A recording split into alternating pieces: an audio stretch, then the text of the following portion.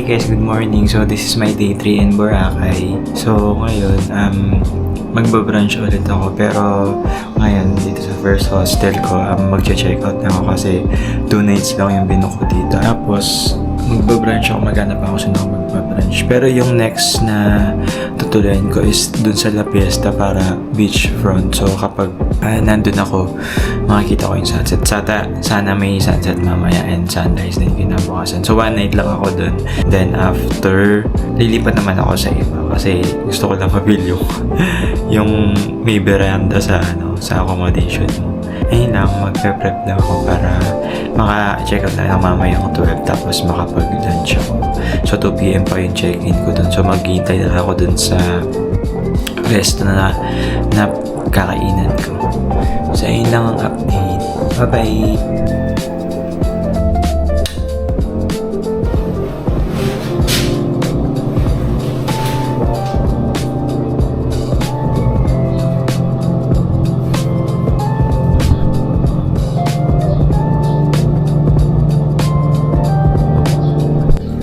Check out na ako guys. So, na-enjoy ko yung stay ko dito sa Viveros Hostel. Okay na pa yan. Kapag check out na ako, punta ako sa next. Hi! So, nandito na ako sa La Fiesta Resort. So, beachfront siya. Ang ganda di ba? Siya natin.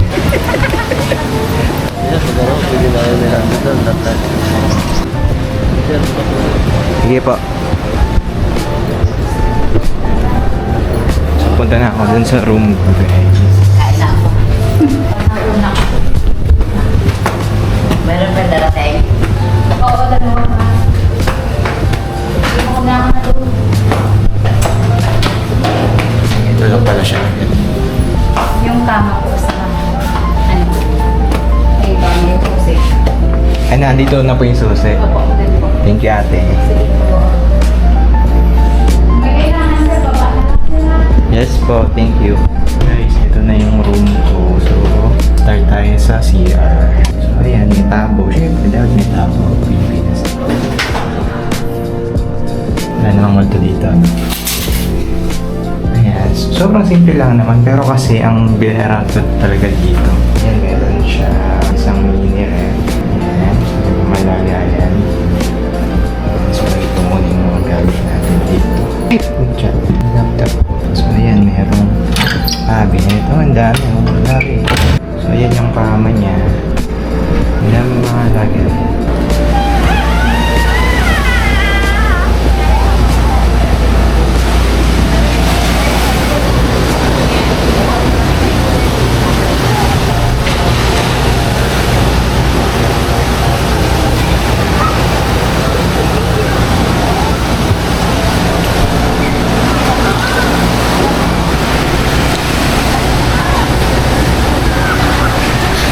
Hello guys, so ngayon nakapag-check out na ako dun sa Viveros Hostel. So nandito naman ako ngayon sa La Fiesta Resort. So itutour ko kayo, room tour.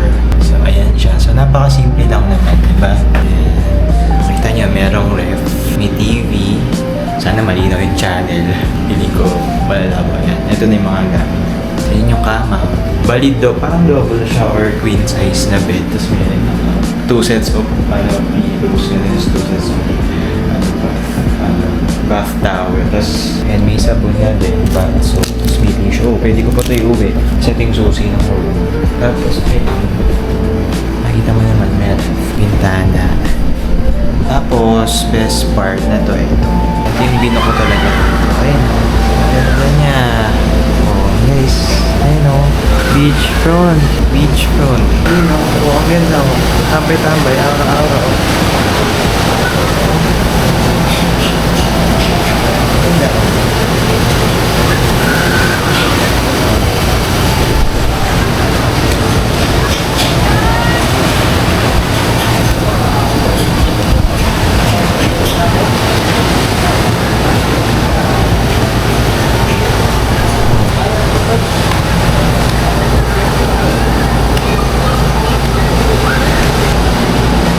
Day 3 in Boracay.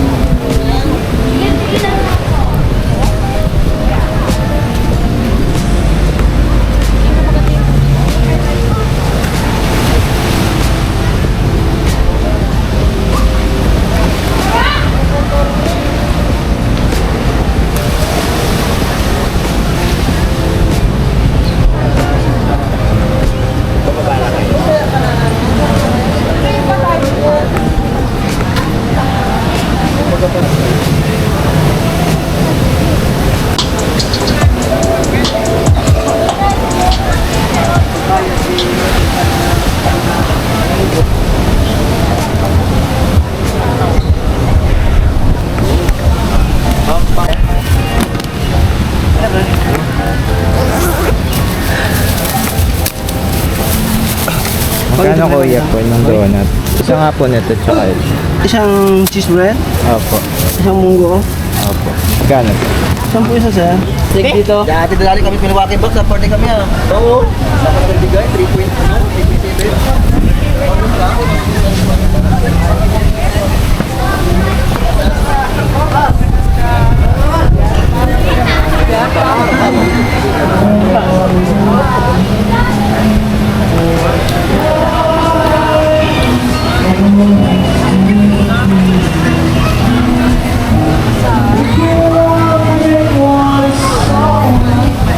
Ito pala may part. Nasa Dimol na Old Town. Dimol Station 1. Boracay as of 12. As of 1 PM. Hindi siya ganong mainit. Ang ganda ng panahon. Sabi nila ano daw ngayon lumot. Pero ang ganda naman. Oh, hindi naman siya malumot na madami. Kasi every morning pala, pinapile up yung mga lumot dito sa para sa shore. Pag-clean naman sa pero ang ganda naman eh. There's one boy. Ang ganda.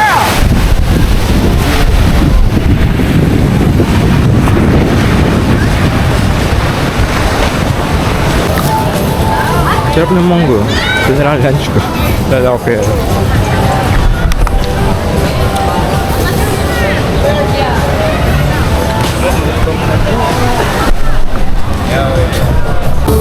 Dahil sa mga fast food. Dami na palang fast food dito.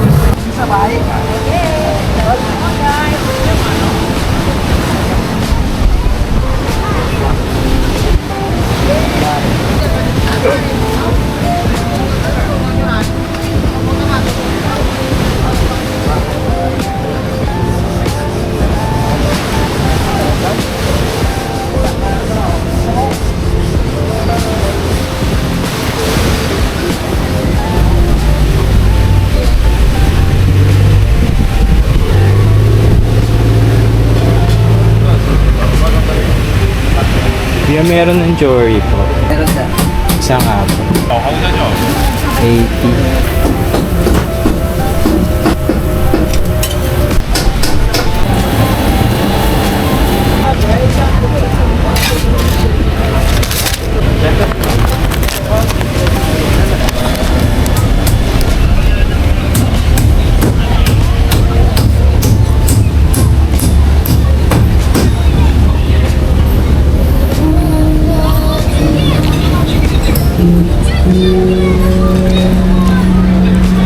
Parang maasim.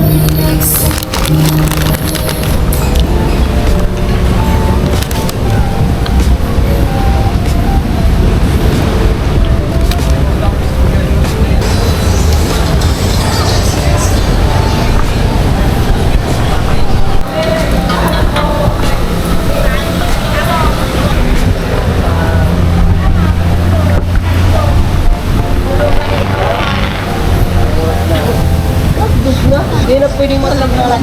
Dapat gribin. Power bank mo lang. Meron din kayong helmet, sir, no? Marami po bang nakaano dyan ngayon? Give me 2 minutes. Sa book, sa ano, sir? Ngayon, yung kayak. Kaya, Marami ngayon. Ngayon lang, sir? Ako lang. Ngayon tayo, oo. May schedule din kasi yan, sir. Mamaya naman yun. Hi, ma'am. Para sa inyo kayo, ma'am. Malayo ba tayong mag-aasa? Sir, malapit. Yan na yung kaya ko. Hindi yung malayo. Hindi, malapit na. Sa mga blue. Mga kulay blue. Kami malapit sa grotto, hindi.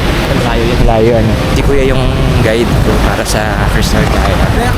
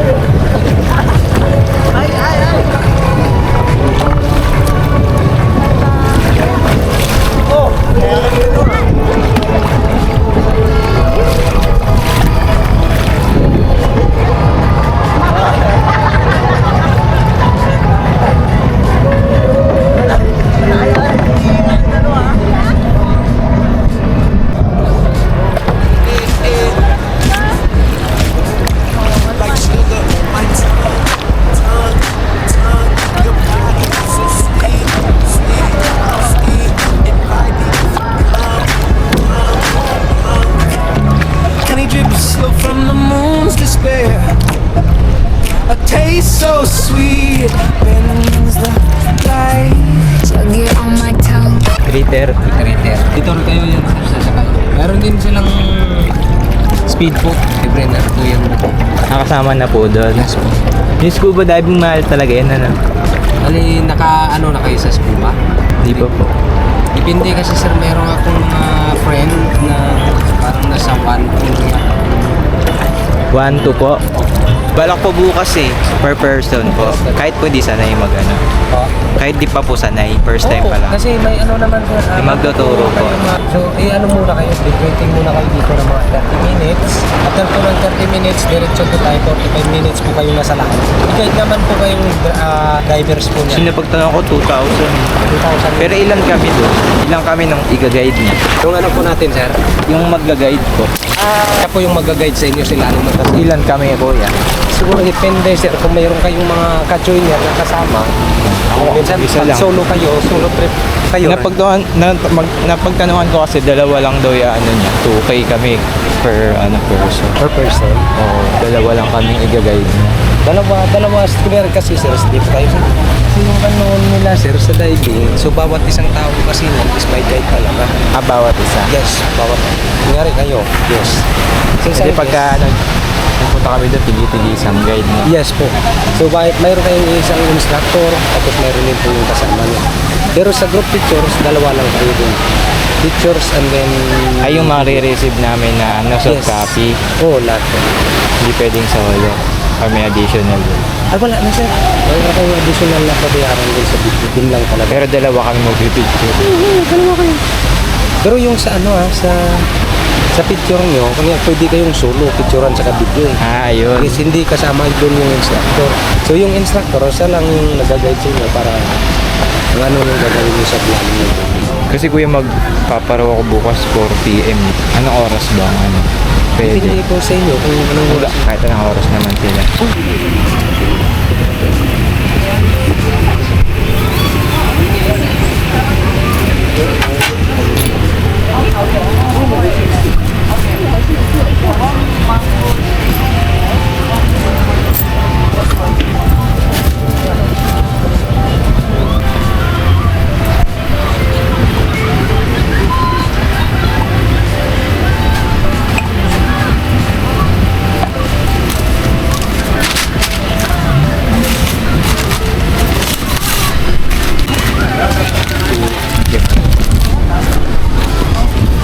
So kanina nag-Chori Burger ako, ngayon naman Longga Burger. Tapos yung sauce niya maanghang. Pero ang daming nilagay na sauce.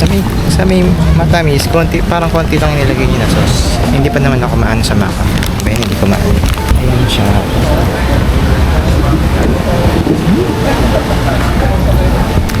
Parang parehas lang. Hindi na kayo, si Kwenta yan.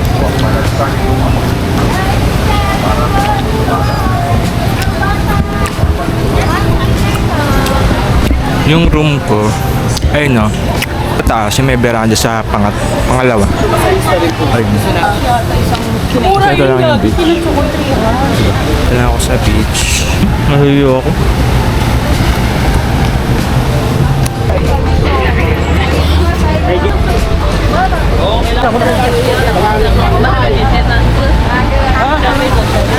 Pupunta na ako doon sa jet ski kasi doon mag-helmet. Yung sasakyan ko para mag-helmet.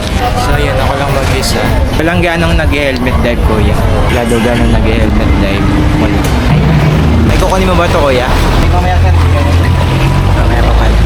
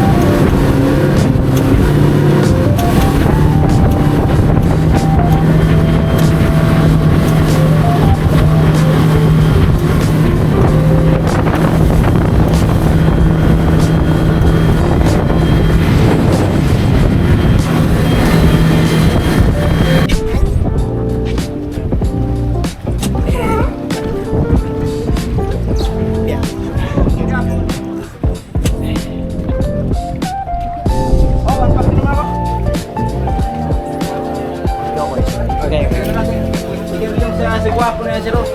Anong anak ni Duterte? Oh, sakay mo niyo. Aban niyo. Tapos na tayo. Ate ka mo. Wala naman.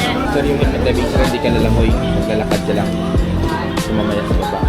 Mamaya, mababa ka ng test. Tapos, i-level mo po yung tubig hanggang dibdib. Tapos, lalagyan ka ng helmet sa ulo. Kapalitan siya.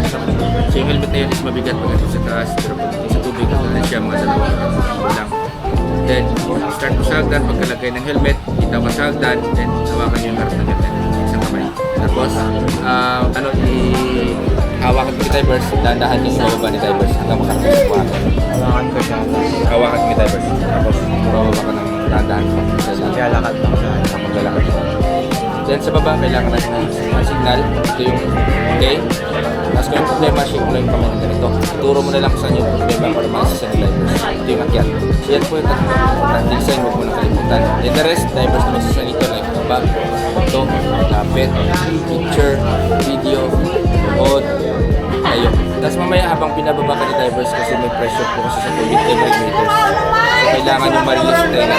So gawin mo, pitin yung ilog, sarado bibig, sila sa ilog para magpapintay. Try natin ngayon sir, tapos sa tenga sir. Paano Ano yan, gagawin mo, di ba mayroon kang helmet? Sa harap ng mukha mo, sa may baba ng helmet, meron siyang space, pasok mo lang sa kamay ka. Tapos yun sir. Huwag mo antayin. At saka huwag mo antayin na may pressure na maramdaman sa tenga before mo gawin yan. Kasi may hirapan ka makalagabol, baka magpaakit sa ba. So gawin mo siya agad habang pababa kahit wala kang maramdaman. Parang pabagabo. Pagdating naman sa buhangin, wala namang pressure. Para lang malabas na yan. Tapos pwede rin lumulok ng laway or galok ng panga sa way para ma-release yung pressure. Okay? Tapos hinga naman.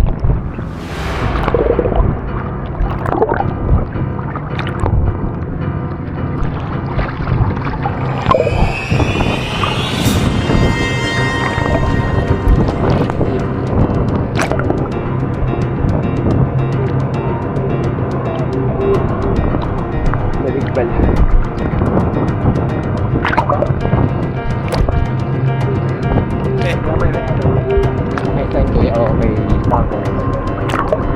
Pag may pressure, equalize lang.